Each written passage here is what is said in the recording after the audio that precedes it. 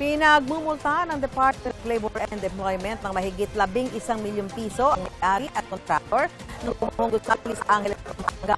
Mahigit 1 milyong piso yan ay mapupunta sa mga apektadong manggagawa para sa mga sahod at benepisyo na hindi na ibigay sa kanila noon. Mahigit 10 milyong piso naman ay para sa administrative fees. Ayon sa DOLE, may mga nakitang paglabag sa labor at safety standards sa pagtatayo ng gusali. I-endorse ng DOLE sa National Bureau of Investigation at lokal na pamahalaan ng Angeles City ang kumpletong records ng kaso para sa paghahain ng mga reklamo.